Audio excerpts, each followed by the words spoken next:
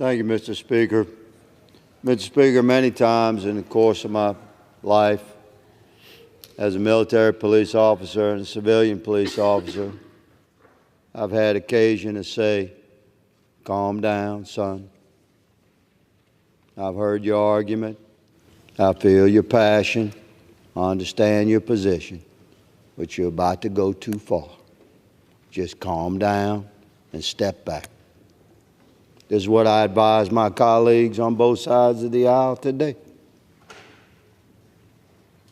One of my brothers here, whom I love and respect, these men seated here, they're making a mistake, Mr. Speaker. One of the gentlemen said we should be held to a higher standard, talking about the removal of a member of Congress, of the American people to believe that the opinions of congressmen is a higher standard than the deliberate vote of the American people?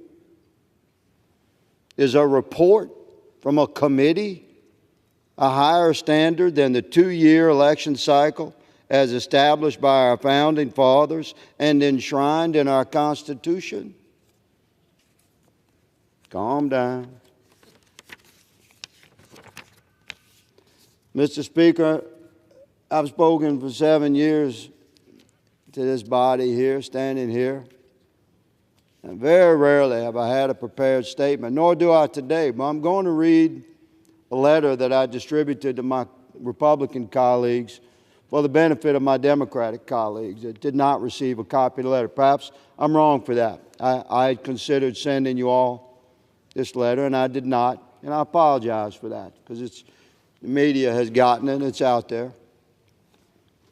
Although I completely respect the work of our colleagues on the Ethics Committee, I have serious concerns about the way this particular case is being handled, and I'll oppose the George Santos expulsion.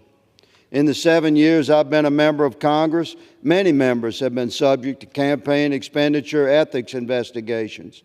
To my recollection, members have always had the opportunity to settle the matter by restitution, even if they disagreed with the Ethics Committee conclusions. Further, in many prior instances of allegations of misconduct, I recall no massive media release from the Ethics Committee. After a bit of a whispered brush fire, the matter just went away. Maybe the member left Congress, maybe the member didn't leave Congress, but they weren't publicly crucified and expelled.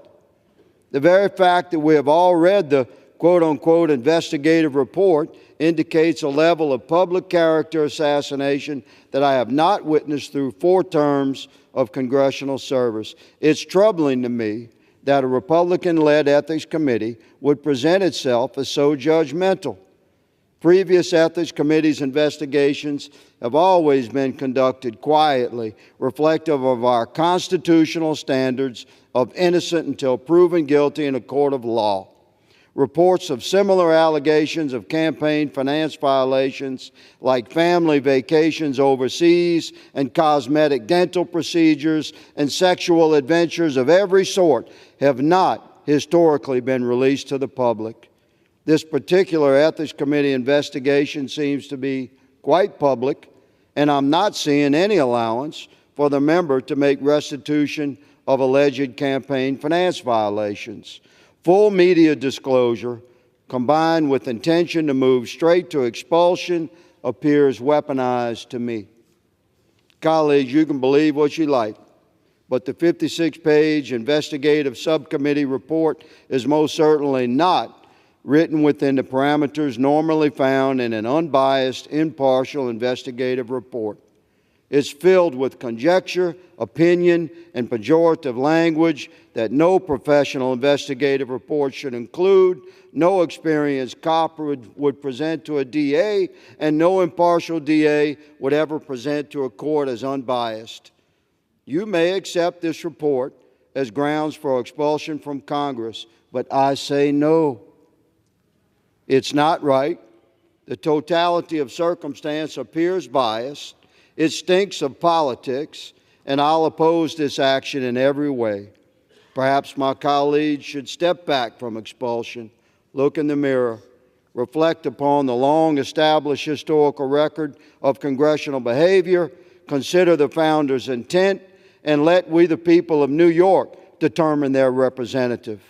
This report is posing as an objective presentation of fact, yet it is most certainly written with notable disregard for professional objectivity, and it's wrapped in a media-incensed public disclosure that any reasonable man can see is a congressional equivalent of a public crucifixion.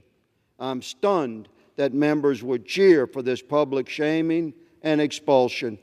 It's like witnessing an otherwise fair and compassionate village gather to celebrate the burning of an alleged witch.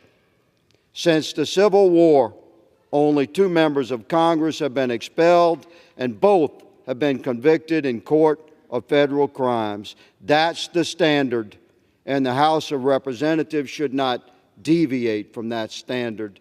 I'm a solid no on expulsion, and I encourage every member to carefully consider what kind of precedent we're setting here.